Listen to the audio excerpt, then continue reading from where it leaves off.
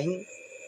दोस्तों हम आशा करते हैं कि आप लोग स्वस्थ होंगे, मस्त होंगे। तो दोस्तों आज की क्लास में हम लोग क्लास 10th मैथ चैप्टर 1 के जितने भी महत्वपूर्ण प्रश्न हैं उन सभी प्रश्नों को आज की क्लास में हम लोग हल करेंगे। तो आप लोग हमारे साथ शुरू से अंत तक बने रहिए और इन सारे प्रश्नों को बेहतर तरीके से समझने का प्रयास करिए। दोस्तों आज की क्लास में जो हम लोग पढ़ने वाले हैं सिर्फ उन सारे प्रश्नों को हल करेंगे जो आपके एग्जाम में आते हैं और जो आपके एग्जाम में बार बार आ रहे हैं। ठीक है, तो आप लोग क्लास को मिस मत करिएगा और इन सारे प्रश्नों को बेहतर तरीके से समझने का प्रयास करिएगा। दोस्तों आज की क्लास में यदि आप इस क्लास को शुरू से अंत तक देखते हैं आपका कम से कम 4 से 6 नंबर फिक्स होने वाला है, क्योंकि यहाँ से हर एक एक्सरसाइज से 1.1, 1.2, 1.3, 1.4 सभी एक्सरसाइज से एक एक क्वेश्चन एग्जाम में लिया जाता है। तो आप लोग क्लास को देखना मत भूलिएगा और इन सारे प्रश्नों को समझने का प्रयास करिएगा। दोस्तों सबसे पहला क्वेश्चन इसमें जो है इक्वल विभाजन का प्रयोग करके मोशन निकालना है, ये आपके एग्जाम में आता है। एक्सरसाइज 1.1 से सिर्फ यही क्वेश्चन आता है। ठीक है, कोई दो संख्या दिया हुआ है, ठीक है, कोई दो संख्या दिया रहेगा, कहेगा कि इन दो संख्याओं का मोशन ज्ञात करिए और आप यूक्लिड विभाजन का प्रयोग करिए। दोस्तों सबसे पहले हम लोग थोड़ा समझते हैं कि यूक्लिड विभाजन होता है क्या। ठीक है, आप लोग इसको बचपन में पढ़ चुके हैं लेकिन इस चीज को आपकी जानकारी नहीं होगा। ठीक है, यूक्लिड विभाजन एल्गोरिथम, थोड़ा हम लोग इस पे चर्चा करते हैं, हम लोग फटाफट आगे चल लेंगे। ठीक है, यूक्लिड विभाजन एल्गोरिथम होता क्या है, इसका एक फार्मूला दिया गया है कि a बराबर बी क्यू प्लस का आर। कहिएगा सर ये फार्मूला कहाँ से आता है, तो आप लोग को बचपन में सिखाया जाएगा कि भाग जैसे हम लोग करते हैं ना, भाग जैसे मान लीजिए हम 2 से 5 में भाग किए तो 2 दूना कितना लगा दिए 4। तो हम लोग भाग करने के बाद क्या करते हैं, भाग का जांच करते थे ना, जांच। तो जांच करने के लिए हम लोग को सर सिखाए होंगे, इसके लिए जांच के लिए इसका जांच का जो फार्मूला होता है क्या होता है, भाज, मतलब जो बीच वाला संख्या होता है उसको बोलते हैं हम लोग भाज। तो भाज बराबर होता है भाजक गुने भागफल प्लस क्या होता है शेषफल, ये जांच फार्मूला होता है।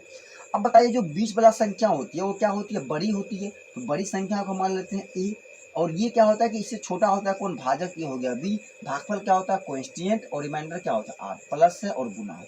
बताइए क्या यही चीज यहाँ पे लिखा हुआ है, नहीं लिखा हुआ। तो इसी चीज को हमने इस फॉर्म में लिख दिया, इसी को हम लोग क्या बोलते हैं, यूक्लिड विभाजन एल्गोरिथम। अब बोलेगा सर इसका प्रयोग हम लोग मौसों में कैसे करेंगे।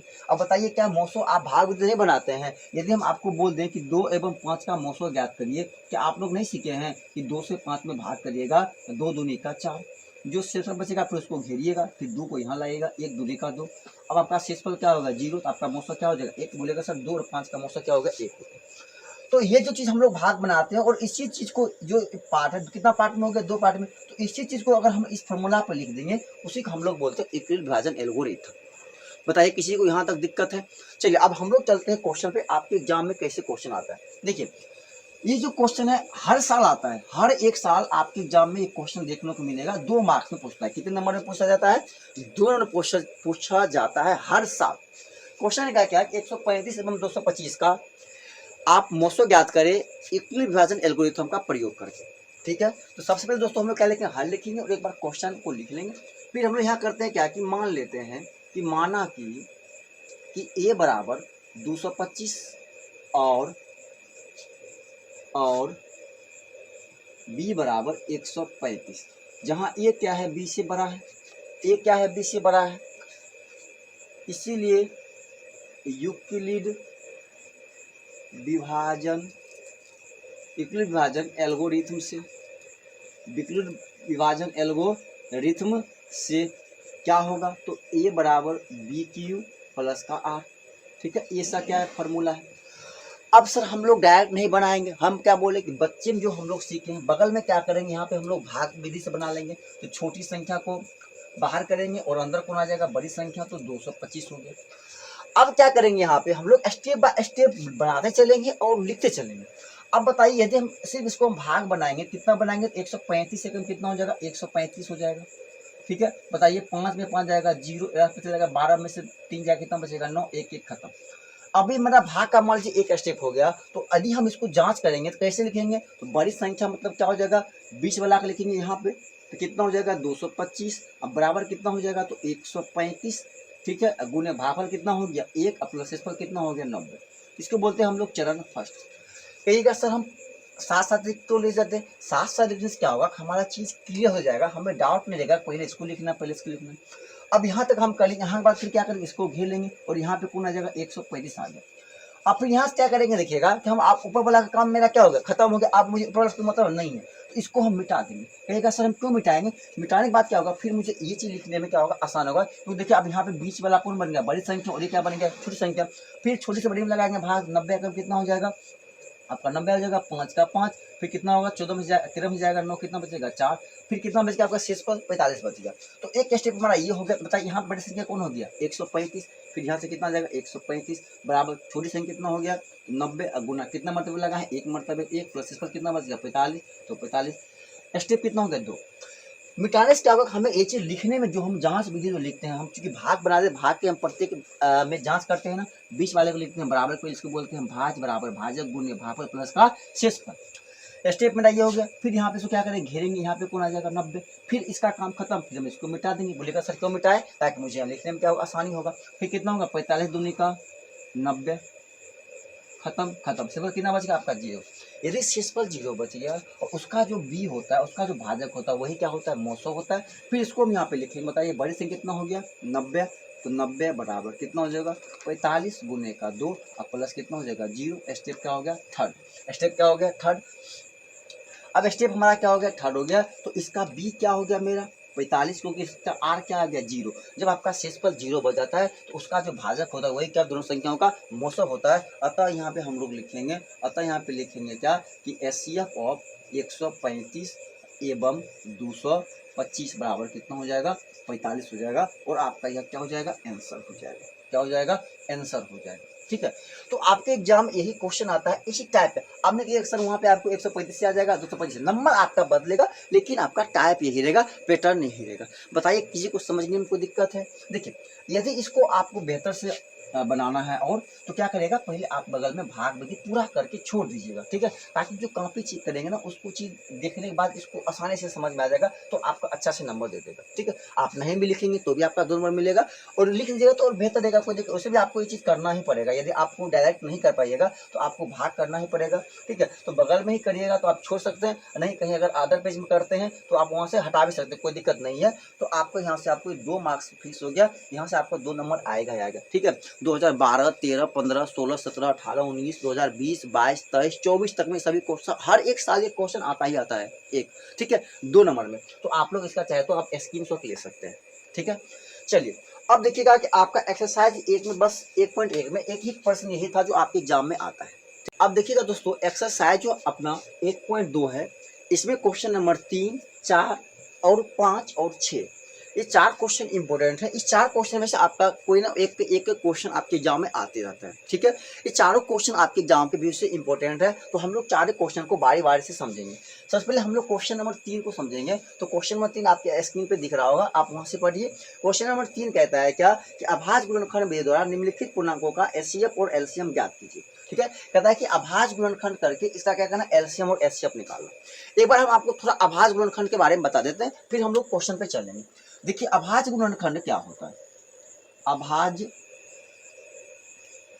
गुणनखंड, देखिए अगर हम कोई गुणनखंड करते, जैसे मान लीजिए हम 8 का गुणनखंड करते, गुणनखंड का मतलब है तोड़ना, तो यदि हम 8 को तोड़ सकते हैं तो हम 4 गुने का 2 भी तोड़ सकते हैं, इस 8 को हम 8 गुने का 1 भी तोड़ सकते हैं, और इस 8 को हम 2 गुने का 4 भी तोड़ सकते हैं। ये भी इसका गुणनखंड कहलाता है, लेकिन यह अभाज्य गुणनखंड नहीं है, क्योंकि इसमें देखिए 4 अभाज्य संख्या नहीं है, क्योंकि देखिए 4 के अभाज्य संख्या नहीं है, क्योंकि 8 के अभाज्य संख्या नहीं है, इसमें भाज्य संख्या भी है और अभाज्य है, तो ये मेरा अभाज्य नहीं कहलाएगा। तो अभाज्य गुणनखंड वैसी गुणनखंड कहलाती है जिसके गुणनफल में सिर्फ अभाज्य संख्या आती है। अर्थात हम यहाँ पे बोल सकते हैं ये जो 8 है, यदि हम इस 8 को लिख सकते हैं 2 गुने का 2 गुने का 2, ठीक है, क्योंकि अब 2 मेरा क्या होगा अभाज्य संख्या, 2 हो गया अभाज्य संख्या और 2 क्या अभाज्य संख्या, तो सभी क्या आ गया अभाज्य संख्या आ गया, तब ये कहलाएगा अभाज्य गुणनखंड।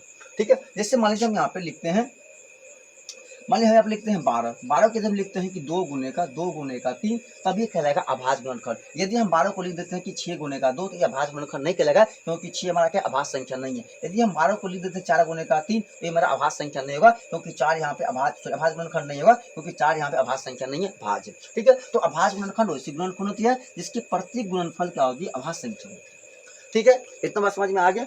चलिए अब हम लोग चलते हैं क्वेश्चन पे। तो अब हमें क्या करना है, सबसे पहले कि 12, 15 एवं 21 का क्या करना है अभाज्य गुणनखंड करना है, तो आप एलसीएम विधि आसानी से कर सकते हैं। तो तीनों का क्या करना है, पहले एलसीएम विधि से कर लेना है। ठीक है, एक बारी बारी से करना है, पहले 12 लेना है, 2 से लगाएंगे कितना बार में 6 बार में, फिर 2 से लगाएंगे कितना बार में, 3 बार में, फिर 2 से लगाएंगे, 2 से नहीं लगेगा कितना लगेगा, 3 से लगेगा तो 3 एकम का 3, ठीक है।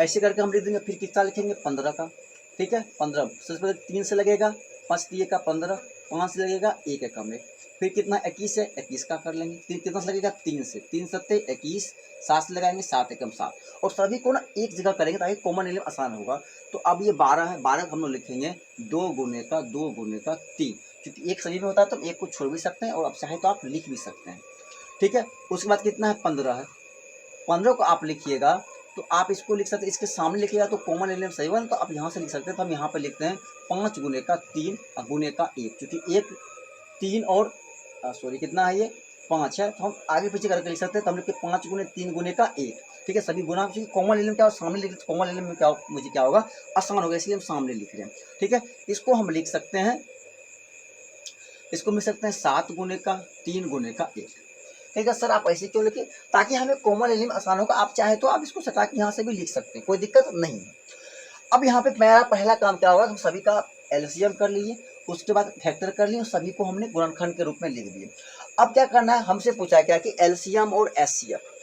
दोस्तों एलसीएम के लिए क्या करना पड़ता है, अब इसके लिए एलसीएम, इसीलिए एलसीएम ऑफ 12 15 एवं 21। तो एलसीएम क्या होता है कि जो कॉमन होता है उसको हम लोग एक टाइम लिखते हैं। कॉमन क्या है, 3 है तो 3 गुने, एक कॉमन है, एक सभी में होता है, इसको हम क्या करते हैं, हाइड कर सकते हैं, नहीं लिख सकते कोई दिक्कत नहीं है। बाकी सबको फिर हमको लिखना पड़ेगा। ऊपर कितना बच गया, 2 गुने का 2, कितना बच गया 5 और गुने का 7 बच गया, ठीक है। इन सभी को क्या करना, गुणा करना पड़ेगा। तो 3 दूनी का 6, 6 दूनी कितना हो गया 12, 12 5 60, 60 हो गया, और 60 गुने 60 कितना, 6 का 42, मतलब 420 आपका यहाँ पे क्या हो गया, एलसीएम हो गया। एलसीएम कितना हो गया 420। फिर लिखना है पुनः एचसीएफ ऑफ 12 15 एवं 21, ठीक है। एलसीएम में सॉरी एचसीएफ में क्या होता है कि जो हाईएस्ट कॉमन होता है उस वही हमारा क्या होता है, एचसीएफ होता है। बताइए इन सभी में हाईएस्ट कॉमन कितना है, 3 है, इसीलिए हमारा मोसो कितना हो जाएगा, 3 हो जाएगा। तो अतः हम यहाँ पर लिख सकते हैं, अतः दिए गए संख्या का एलसीएम, ठीक है, दिए गए संख्याओं का एलसीएम और एचसीएफ क्रमशः कितना कितना हो गया, तो 420। एलसीएम कितना हो गया, तो 420 और कितना हो गया, और 3 है, ठीक है। और इसको हम लोग यहाँ से आराम से घेर के लिख देंगे और यही हमारा क्या हो जाएगा, आंसर हो जाएगा, ठीक है। तो यहाँ से बस एक क्वेश्चन ये आता है, ठीक है। तो आपको इस तरीका से बनाना है। सबसे पहले इसका क्या करना है, फैक्टर कर लेना है, फिर तीनों को क्या करना है, लिख लेना है। जो कॉमन होगा कॉमन को एक बार लिखना है एलसीएम के लिए, बाकी को गुना कर देंगे। और एचसीएफ में जो कॉमन होगा वो सभी कॉमन हमारा क्या हो जाएगा, आंसर। क्योंकि यहाँ पे 3 कॉमन है और एक ही मेरा इसमें क्या कॉमन है, 1 है, तो हम 3 को 1 से गुना करेंगे फिर भी हमारा कितना होगा, 3 ही होगा, इसलिए हम एक को यहाँ पे हाइड करते हैं, ठीक है। लेकिन एक जरूरी होता है, हर बार लिखना है, क्योंकि कभी कभी आपको कैसा हो जाएगा, बोलेगा कि 5 एवं 7 का क्या निकालना है, आपको मोशन निकालना है, समझिएगा। तो 5 गुने का 1 करिएगा तो कितना हो जाता है 5, और 7 गुने का 1 करिएगा कितना हो जाता है 7। अब देखिए यहाँ पर सिर्फ एक ही कॉमन है, तो आपको 5 और 7 का मोशन कितना हो जाएगा, 1 हो जाएगा, ठीक है। तो एक लिखना जरूरी होता है, बट यहाँ पे एक के सिवा अगर कोई कॉमन मिल गया तो हमें एक लिखने की जरूरत नहीं होता। अगर नहीं मिल रहा है तो हमारा एचसीएफ कितना हो जाएगा, 1 हो जाएगा, ठीक है। इसलिए एक लिखना जरूरी होता है। बताइए कोई दिक्कत समझने में, ठीक है। आप लोग का जो क्वेश्चन है सभी आपके स्क्रीन पर दिख रहा होगा, वहां से आप देख सकते हैं क्वेश्चन को, ठीक है। ये क्वेश्चन आपके 2 मार्क्स में यही पूछा जाता है। कितने मार्क्स में पूछा जाता है, 2 मार्क्स में, ठीक है। और हर बार पूछा हुआ, ये भी हर एक साल ये क्वेश्चन पूछा जा रहा है। तो आप लोग बेहतर तरीका समझिए।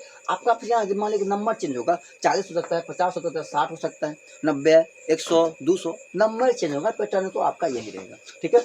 जो एलसीएम में क्या होता है कि जो हाईएस्ट कॉमन होता है, जो कॉमन है उसको एक बार लिखेंगे और बाकी जो बचा है सभी को मल्टीपल करके लिख देंगे, ठीक है। सेम चीज यहाँ भी करना है। जो इसमें एचसीएफ में क्या होता है कि जो कॉमन है सिर्फ वही हमारा क्या होता है, आंसर होता है। कोई दिक्कत है समझने में आप लोग को? चलिए हम लोग चलते हैं। देखिएगा अब आपके सामने है 4 नंबर क्वेश्चन आपके स्क्रीन पे है। देखिए ये भी मोस्ट इंपॉर्टेंट है, ये बहुत ही ज्यादा इंपॉर्टेंट क्वेश्चन है, क्योंकि क्वेश्चन आपके एग्जाम में आते ही आते हैं, ठीक है। तो आप लोग इसको बेहतर तरीके से समझने का प्रयास करिएगा। क्वेश्चन कहता है क्या, ठीक है, क्वेश्चन पर आप ध्यान से पढ़िए। कहता है कि एचसीएफ ऑफ 306 एवं 657 बराबर 9 दिया है, ठीक है। तो कहता है कि आपको इस दोनों संख्याओं का एलसीएम ज्ञात करना है। तो सबसे पहले दोस्तों क्या करना है, अगर ऐसा प्रश्न रहे तो सबसे पहले क्या करना है कि लिख देना है, हल लिख लेना है, जो चीज़ दिया गया लिखने के दिया गया है कि एचसीएफ ऑफ 306 एवं 57 कितना दिया गया, 9 दिया हुआ, इसलिए बाबू पहली संख्या कितना हो जाएगा मेरा 306 हो जाएगा और दूसरी कितना हो जाएगा 657 हो जाएगा। तो हमसे पूछा है क्या कि एलसीएम ज्ञात करना है, तो हम लोग यहाँ पे लिखेंगे इसीलिए एलसीएम ऑफ 306 एवं 657 बराबर क्या होता है, पहली संख्या गुने दूसरी संख्या, तो पहली संख्या कितना है तो 306 और गुने कितना हो जाएगा 657 बराबर एचसीएफ कितना है 9। हम लोग बगल में लिख देंगे फार्मूला, हमसे पूछा है एलसीएम, तो एलसीएम बराबर फार्मूला क्या होता है, तो एलसीएम आप मान लीजिए ए और बी दो संख्या, इसका फार्मूला क्या होता है तो ए गुने बी होता है, अब बट्टे क्या होता है एचसीएफ ऑफ ए एवं बी, ये फार्मूला होता है, हम ब्रैकेट में लिख देंगे। ठीक है, अब यहाँ से आप काटिएगा, 3 से काटिएगा तो कितना हो जाएगा 9 3 का कितना हो जाएगा 27 हो जाएगा और 9 चौ कितना हो जाएगा 36 हो जाएगा। तो हमारे पास कितना बच जाएगा 34 गुने का 657 बच जाएगा और इसको आप गुना करिएगा तो 22 33 एवं 8 होगा, जो कि आपका क्या हो जाएगा आंसर हो जाएगा। ठीक है, या आप इसको आप लिख सकते हैं कि अतः ठीक है एलसीएम ऑफ 306 एवं 657 इक्वल टू 22,338। ठीक है, ऐसे करके बहुत ही आसान क्वेश्चन है ये और ये आपके एग्जाम में आ जाएगा 2 नंबर में। ठीक है, और इसमें क्वेश्चन चेंज नहीं होता, आपका सेम का सेम, इसमें नंबर भी चेंज नहीं होता है। ठीक है, आपका सेम नंबर टू नंबर आपका एक क्वेश्चन रहेगा। ठीक है, तो आप लोग इसको एक बार स्क्रीनशॉट ले लीजिए। ठीक है, चलिए तब क्या आपके इसमें क्वेश्चन है पढ़िए, कहता है क्या कि जांच कीजिए कि क्या किसी प्राकृतिक संख्या n के लिए 6 पावर n का अंक 0 पे समाप्त हो सकती है। क्वेश्चन कहने का मतलब होता है क्या कि 6 पावर n का मतलब होता है क्या, यदि हम n का मान कुछ भी रखें, 1 रखें, 2 रखें, 3 रखें, 4 रखें, 5 रखें, कुछ भी रखें, क्या इसका इकाई अंक 0 पे समाप्त होगा। अर्थात यदि मान लीजिए हम 6 के पावर 1 लिखते हैं, इसका मतलब 6 का इसका इकाई कितना हो गया 6 ही हो गया। यदि हम 6 के पावर 2 लिखते हैं, इसका 6 का स्क्वायर कितना होता है 36, फिर इसका इकाई कितना हो गया 6 हो गया। तो इसका मतलब ये समझ लीजिए यदि कोई भी संख्या हो, ठीक है सॉरी मतलब यदि 6 है, इसका पावर हम कितना भी पढ़ करेंगे तो हमेशा इसका इकाई अंक क्या आएगा 6 आएगा। क्योंकि बताइएगा फिर 6 से गुना करेंगे 6 7 36, फिर कितना आएगा 6 आएगा, पावर 3 करेंगे, पावर 4 करेंगे, फिर इकाई पे क्या है 6, फिर यहाँ से क्या आएगा 6 आएगा, फिर कितना आएगा 36, मतलब इसके इकाई को हमेशा क्या आएगा 6 6 6 6 6 आएगा, क्या आएगा 6 6 6 आएगा। तो हम आपको इस समझाने के लिए कॉन्सेप्ट बता रहे हैं, लेकिन अब इसको लिखना कैसे, वहां पे नहीं लिखेंगे इसके इकाई अंक पे 6 इसलिए इसका इकाई अंक 0 पे समाप्त नहीं हो। अब देखिए लॉजिकली समझिएगा, हम समझाते हैं यदि कोई संख्या का इकाई अंक 0 पे समाप्त तभी होगा जब उसका गुणनखंड करने पर प्राप्त गुणनखंड 2 गुने 5 के रूप में टूटेगा। कहेगा सर 2 गुने 5 का मतलब क्या कि 2 और 5 ये ऐसी दो अंक है जो इकाई पे 0 पर आता है, क्योंकि 5 दूनी 10 कितना होता है 5 गुने 2 कितना होता है 10 होता है, इसका मतलब इसका इकाई अंक क्या होता है 0 होता है। यदि हम 6 का फैक्टर करें तो कितना होता है 2 गुने का 3, पता है इसमें 2 तो है लेकिन 5 है नहीं है, 5 नहीं है, इसका मतलब इकाई अंक 0 पर समाप्त होगा नहीं होगा। अब इश्यू क्या करना है लिखना है, अब इश्यू क्या करना है आपको लिखना है। ठीक है, अब कैसे लिखेंगे देखिए, अब इसे क्या करना है लिखना है। अब देखिए कैसे लिखेंगे, हमने क्या किए हैं, हमने मान लिया कि a बराबर 6 की पावर n, तो बताइए तब a को हम लिख सकते हैं क्या 2 गुने 3 के पावर n, नहीं लिख सकते हैं क्योंकि 6 लिख सकते हैं 2 गुने का 3, ऐसे को हम लिख सकते हैं अलग अलग 2 के पावर n और गुने 3 के पावर n लिख सकते हैं। जहाँ 2 एवं 3 क्या है अभाज्य संख्या है, जहाँ 2 और 3 क्या है अभाज्य संख्या, क्या है अभाज्य संख्याएं है। अब बताइएगा चूंकि हम जानते हैं कि कोई भी संख्या का इकाई अंक 0 पर तभी समाप्त होता है, जब इसके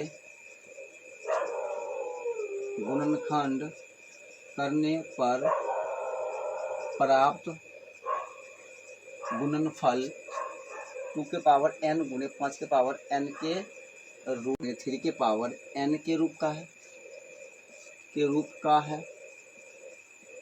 है। इसलिए 6 पावर n का इकाई अंक शून्य पर समाप्त नहीं होगा। बस हो गया, यही मेरा क्या हो गया, आंसर हो गया। अब यही चीज को हमको भाषा में लिखना था। हमको पता है यदि कोई संख्या होगा उसका इकाई अंक 0 पे समाप्त तभी होगा जब उसके गुणनखंड करने पर प्राप्त गुणनफल 2 के पावर n गुने 5 के पावर n के रूप में होगा। मतलब उसमें 2 भी आना चाहिए और उसके गुणा में 5 भी आना चाहिए। लेकिन यदि हम 6 का तोड़ते हैं तो 2 तो आता है, 3 आता है, लेकिन भैया 5 नहीं आता है। यदि 5 नहीं आया क्या 0 होगा, 3 दूनी का 6 रहेगा। लेकिन यदि 5 आ जाएगा, 5 दूनी का कितना हो जाता है 10, और गुने का 3 कितना 30, फिर इकाई पे कितना आ गया, कितना आ गया आपका 0 आ गया। लेकिन यहाँ पे 5 नहीं आ रहा है तो कभी भी इकाई 0 नहीं होगा। तो हमने भाषा बना के यहाँ पे लिख दिया, क्योंकि हम जानते हैं कि कोई भी संख्या का इकाई अंक 0 पे समाप्त तभी होगा, समाप्त होता है जब इसके गुणनखंड करें प्राप्त गुणनफल। जो गुणनखंड जैसे मान लीजिए 6 की इसका आ गया 2 गुने का 3, इसको हम लोग बोलते हैं गुणनफल। क्या बोलते हैं, गुणनफल। और जो तोड़े इसको बोलते हैं गुणनखंड। तो गुणनखंड करने पर प्राप्त गुणनफल कितना आ गया 2 के पावर n गुने 5 पावर n के रूप का अगर होता है, ठीक है। लेकिन 6 पावर n का गुणनखंड करने पर क्या प्राप्त गुणनफल 2 के पावर n और 3 के पावर n के रूप का है, इसलिए 6 पावर n का इकाई अंक समाप्त नहीं होगा।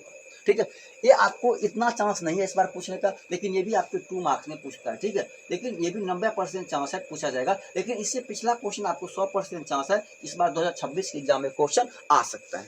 ठीक है, तो चलिए हम लोग एक क्वेश्चन इसमें और भी क्वेश्चन आप लोग देखिए। कहता है क्या, व्याख्या कीजिए क्या 7 गुने 11 गुने 13 प्लस का 13 और 7 गुने 6 गुने 5 गुने 4 गुने 3 गुने 2 गुने 1 प्लस का 5 भाज्य संख्या है तो क्यों है। ये भाज्य संख्या है तो क्यों है। सबसे पहले हम लोग थोड़ा समझते हैं कि भाज्य संख्या क्या होती है। ठीक है, और भाज्य संख्या वैसी संख्या होती है जिसका गुणनखंड करने पर प्राप्त गुणनखंड 2 या 2 से अधिक होता है। जैसे मान लीजिए हम लिखेंगे 8 का गुणनखंड करेंगे तो 2 गुने का 2 गुने का 2, मतलब 2 से अधिक पार्ट में टूट रहा है तो ये कहलाएगा भाज्य संख्या। लेकिन हम बोल देंगे 5, तो बताइए 5 को हम 1 गुने का 5 लिखेंगे तो यह 2 से अधिक भाग में नहीं टूट रहा है, इसलिए यह भाज्य संख्या नहीं है। यह क्या हो गया, अभाज्य संख्या हो गया। सिंपल सी बात है, समझ गए। अब देखिए हमने क्या किया है, हमने मान लिया कि माना कि a बराबर 7 गुने 11 गुने 13 गुने 13 प्लस का 13। फिर अब मान लिया 7 गुने 6 गुने 5 गुने 4 गुने 3 गुने 2 गुने 1 प्लस का 5 हमने मान लिया। तो सबसे पहले हम लोग क्या करते हैं बताइए कि a को हल करने पर, ठीक है, तो हम लोग यदि a को हल करेंगे बताइए a बराबर कितना है 7 गुने 11 गुने 13 प्लस का 13। अब बताइए 13 इसमें भी और 13 इसमें भी है, 13 हम लोग क्या करते हैं कॉमन लेते हैं। बताइए यहाँ पे क्या बच जाएगा 7 गुने का 11 प्लस कितना बच जाएगा 1 बच जाएगा। बताइए कितना हो गया 13, कितना हो गया 13 हो गया। ठीक है, कितना हो गया 13 और 7 गुने का कितना हो गया 77 अब प्लस का 1 हो गया।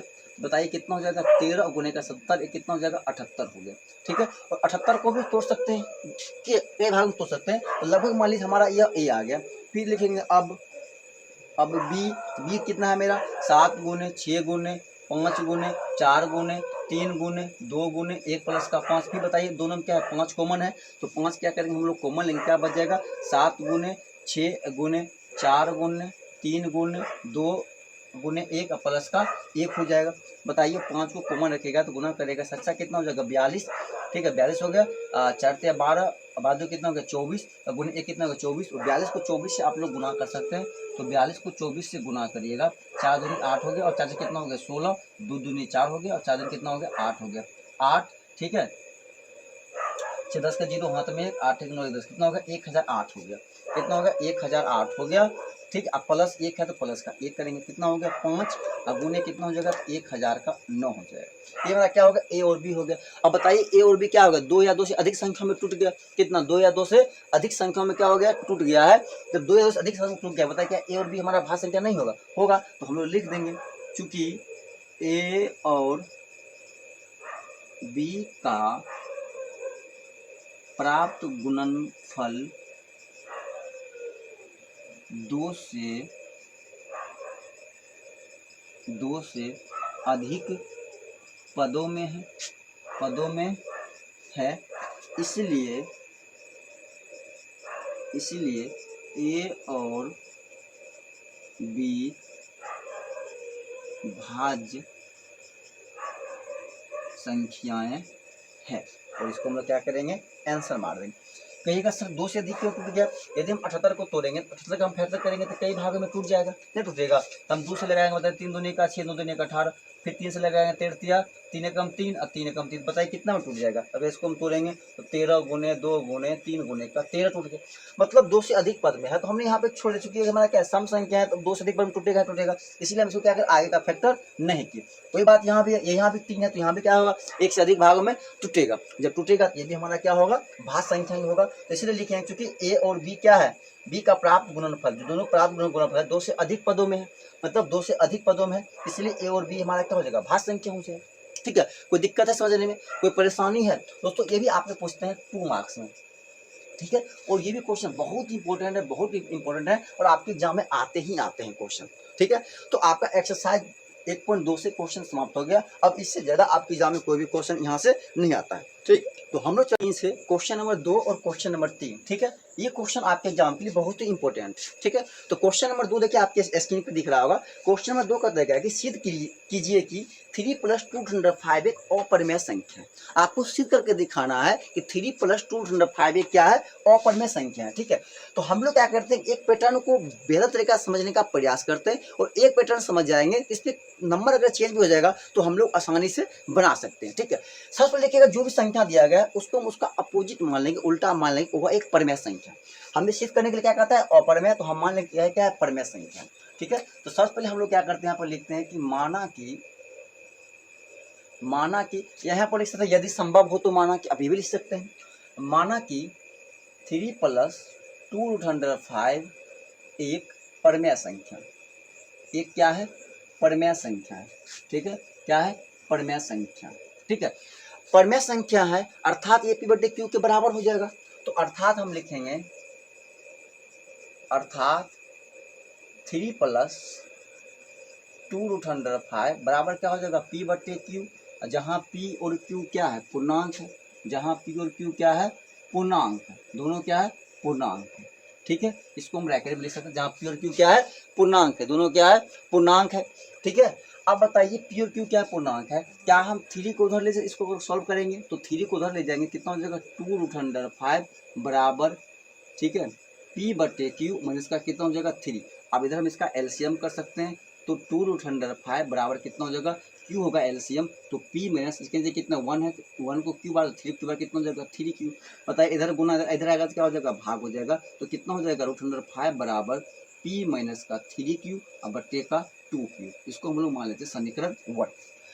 अब बताइएगा यदि P और Q मेरा क्या है, पूर्णांक है, P Q पूर्णांक है, 2 3 भी क्या पूर्णांक है, इसका मतलब ये भाग हमारा क्या होगा, परिमेय संख्या हो नहीं होगा, चूंकि P और Q, चूंकि P और Q क्या है, चूंकि P और Q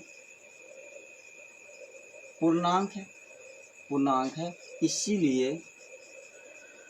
इसीलिए बताइए क्या, तो P माइनस 3Q बट्टे का 2Q एक परिमेय संख्या होगा, एक क्या होगा, परिमेय संख्या होगा, परिमेय संख्या होगा।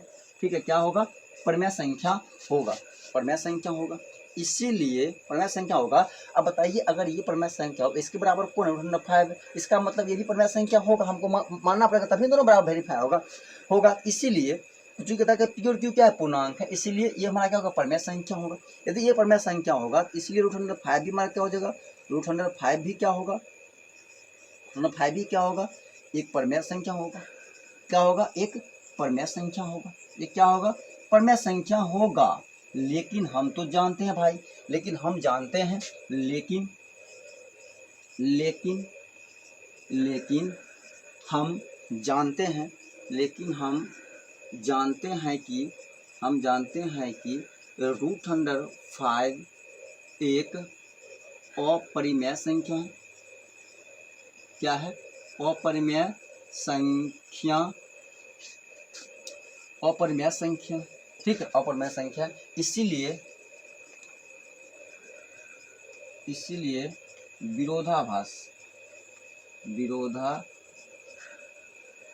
विरोधाभास से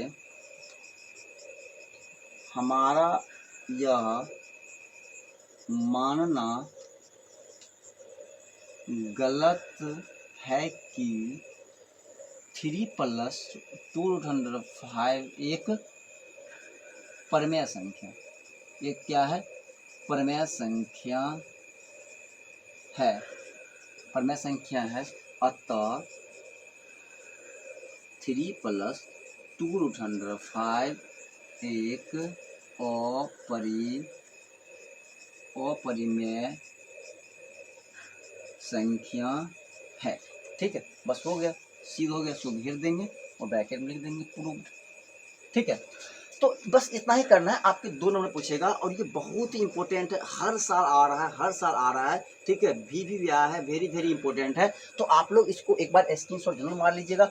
अब करना क्या है, आप बताइए, यहाँ पे आपको पूछेगा कि 5 - 3√100 का 3 क्या आपने बना लीजिएगा। जहाँ जहाँ ये चीज़ रखा हुआ वहाँ वहाँ आपको इस चीज़ को रख देना है, यहाँ तक कैलकुलेशन कर लेना है, फिर वही बात लिख देना है। यहाँ पे जो आएगा आपको यहाँ लिख देना है, और यहाँ पे √3 है, लेकिन √3 भी क्या एक अपरिमेय संख्या होगा, लेकिन हम जानते हैं √3 क्या होगा, अपरिमेय संख्या। इसलिए विरोधाभास हमारा माना क्या गलत है कि 3/5 एक परिमेय संख्या है, अतः 3/5 क्या है, अपरिमेय संख्या है। ठीक है, बस ये आपके कितने 2 नंबर में आता है। ठीक है, आप एक बार स्क्रीनशॉट ले लीजिए। ठीक है, चलिए यहाँ से आपका क्वेश्चन 3, आप 3 भी आप चाहिएगा तो आप इसके अनुसार से आप क्वेश्चन नंबर 3 का सभी A1, 2 और 3 तीनों कर लीजिएगा। ठीक है, चलिए अब हम लोग चलते हैं एक्सरसाइज 1.4 पे। तो देखिए एक्सरसाइज 1.4 में हमारे एग्जाम में यहाँ से एक क्वेश्चन आता है। क्वेश्चन आएगा क्या कि निम्नलिखित दिए गए दशमलव रूप का आपको परमेय संख्या के रूप में लाना है, अर्थात P/Q के रूप में लाना है। ठीक है, देखिए आपके एग्जाम में ज्यादा क्वेश्चन आता है रेकरिंग वाला। रेकरिंग को हम लोग बोलते हैं दशमलव आवर्ती। क्या बोलते हैं, दशमलव आवर्ती, मतलब संख्या रिपीटिंग हो रहा है। रेकरिंग का मतलब हो गया क्या, यदि 0.4 लिखा हुआ और 4 पावर क्या रेकरिंग है, इसका मतलब क्या कि ये 4 बार क्या हो रहा है, रिपीटिंग हो रहा है, मतलब इस 4 के आने का अंत नहीं है। ठीक है, तो इस चीज को हम लोग क्या करते हैं, रेकरिंग का मतलब होता है सेम संख्या का रिपीटिंग। ठीक है, पता है कि यदि ऐसा संख्या होता है, सबसे पहली बात जो दशमलव आवर्ती होती है वह क्या होती है, परमेय संख्या होती है, तो उसे हम P/Q के रूप में ला सकते हैं। तो कैसे लाना है, ठीक है, तो हम लोग क्या करेंगे, सबसे पहले हल लिखेंगे। हल लिखने के बाद क्या करेंगे, हम लोग मान लेंगे कि माना कि x बराबर 0.4 के पावर रेकरिंग। अब बताइए 4 के पावर रेकरिंग है, इसको हम लिख सकते हैं 0.4444 अनंत तक। ठीक है, x बराबर, इसको हम लोग मान लेते हैं समीकरण 1। अब बताइए यदि रेकरिंग एगो पे है तो हम क्या करेंगे, दोनों तरफ एक पर 0 से गुना, मतलब 10 से गुना करेंगे। यदि रेकरिंग 2 पे होता है तो 10 पे 2 जीरो, मतलब 1 पे 2 जीरो, मतलब 100 करते। यदि 3 होता तो 1000। तो रेकरिंग 1 पे है तो हम लोग दोनों तरफ 10 से गुना करेंगे। ठीक है, क्या लिखेंगे, दोनों तरफ 10 से गुना करने पर, 10 से गुना करेंगे तो कितना होगा, x गुने का 10 बराबर कितना हो जाएगा, 0.444 डॉट गुने कितना हो जाएगा 10। 10 से गुना करेंगे कितना हो जाएगा, 10x बराबर 10 से गुना करेंगे तो 1 पॉइंट इधर कुछ आ जाएगा दशमलव, तो 4 पॉइंट कितना हो जाएगा, 44444 डॉट डॉट। इसको हम लोग मानते हैं समीकरण सेकेंड। आप क्या करते हैं, सेकेंड में से फर्स्ट को घटा देते हैं, इसीलिए समीकरण सेकेंड माइनस समीकरण फर्स्ट। ठीक है, समीकरण फर्स्ट, सेकेंड कितना है, तो 10 x बराबर कितना है, 4.444 डॉट डॉट अनंत तक। ये कितना है, x बराबर 0.4444 अनंत अनंत तक हो जाएगा। ठीक है, घटाएंगे तो माइनस का चिन्ह डालेंगे। बताइए 10x में से एज कितना बचेगा, 9x। बताइए ये सभी कितना हो जाएगा, 0 0 0 0, और 0 में 4 में जाएगा 0, कितना बचेगा आपको 4, मतलब 4 पॉइंट कितना हो गया, इतना हो गया। इसको हम लोग लिख सकते हैं कि 9 बराबर 9x बराबर 4, क्योंकि 0 का दशमलव बाद कोई वैल्यू होता है, नहीं होता है। इधर गुना इधर आएगा तो भाग, तो कितना हो गया, 4/9। यही हमारा क्या हो जाएगा, आंसर हो जाएगा।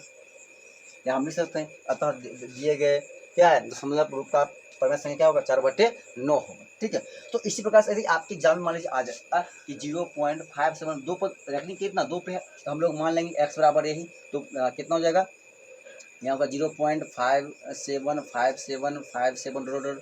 ठीक है, इसको मान लेंगे समीकरण सेकेंड। अब दोगो पर रेकरिंग है तो कितना, 100 से गुना कर देंगे। 100 से गुना कर देंगे तो बताइए यहाँ क्या लिखा जाएगा, 0.5757 कितना हो जाएगा, 57, यहाँ कितना हो जाएगा 100, कितना हो जाएगा यहाँ 100x, और यहाँ कितना हो जाएगा, तो 57 पॉइंट कितना हो जाएगा, 57 फिर घटाएंगे फिर हमारा कट जाएगा, कितना बचेगा 57 बचेगा। ठीक है, और फिर बच्चे कितना हो जाएगा, 99 हो जाएगा। ठीक है, तो हम लोग इस प्रकार से ऐसे हम लोग इसको कर सकते हैं। ठीक है, कोई दिक्कत है, आप लोग क्या करें, एक बार इसका स्क्रीनशॉट ले लीजिए और इन चीज़ों को आप बेहतर तरीका से बना सकते हैं। नंबर चेंज हो सकता है, पैटर्न यही रहेगा।